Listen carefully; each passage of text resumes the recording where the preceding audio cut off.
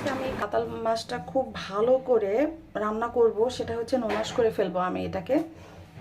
এই জন্য আমি আগে একটু ম্যারিনেট করে রাখবো। এখানে আমার 2 চা চামচের মতো আদা রসুন আর জিরা বাটা আছে। এবার মতো লবণ দিয়ে দিলাম।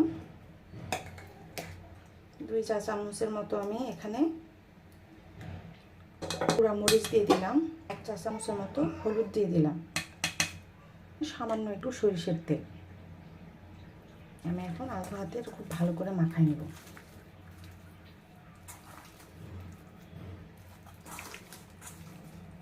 আর মাখায় যে খুব বেশি সময় রাখতে হবে তা না, মিনিট 5-7 রেখে দিয়ে আপনারা রান্না করে নেবেন। হয়ে গেল। এটা আমি এখন ম্যারিনেশনের জন্য 5 থেকে 7 মিনিটের জন্য রেখে দিব। তারপরে চলে যাব মূল রান্নায়। একটু কড়াই বসিয়ে দিচ্ছি আমি।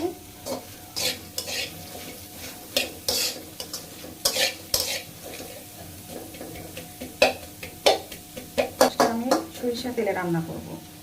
তেল দিয়ে দিলাম।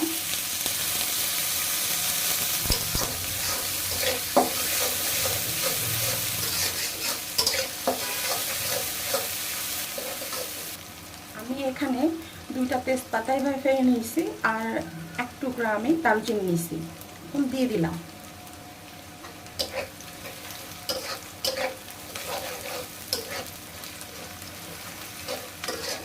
আসছে। আর এই পর্যায়ে আমি একটু ধনিয়ার গুঁড়া দিয়ে দিলাম 1 চা চামচের মতো।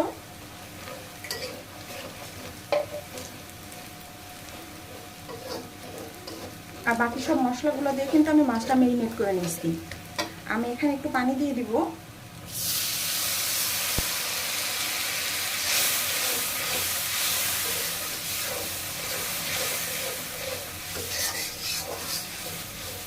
এখন খুব সুন্দরভাবে বলক চলে আসছে।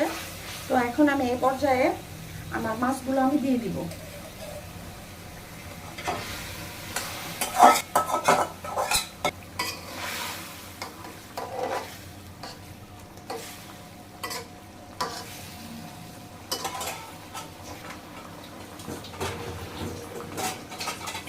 কখনো এর থেকে বেশি পানিটা শুকাইতে যাবেন না, তাহলে কিন্তু মাছটা সব কিন্তু ভেঙে যাবে। তো এখন আমি বেশি করে পানি দিয়ে দিব। আমি যে পরিমাণে এখন ঝোল বা যেটাই বলেন না কেন, যা খাবেন সেভাবে পরিমিত পরিমাণে পানি দিয়ে নেবেন। দিয়ে এখন আমি মাছটাকে ভালোভাবে রান্না করব।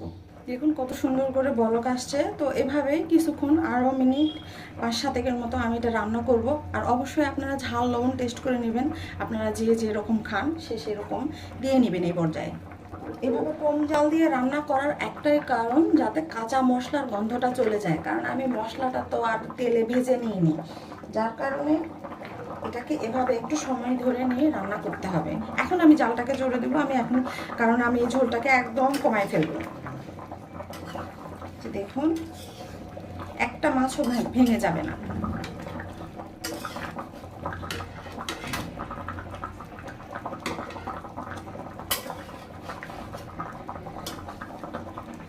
এই পর্যায়ে এসে আপনারা যে পরিমাণ ঝোল খেতে চান সেই পরিমাণটা করে ফেলতে হবে। আমার তরকারিটা প্রায় হয়ে আসছে। এখন এখানে আমি একটু লেবুর রস দেবো এর স্বাদটাকে বাড়ানোর জন্যে। অল্প, খুবই কম, বেশি দিলে টক হয়ে যাবে। আর আপনারা অবশ্যই এটাতে খুন্তি অ্যাভয়েড করবেন। এভাবে নেড়ে দিবেন। চুলার জালটা বন্ধ করে দিব। আর পরিবেশন করে আমি দেখাতে, দেখুন আমার তরকারিটা কতটা সুন্দর হয়ে গেছে।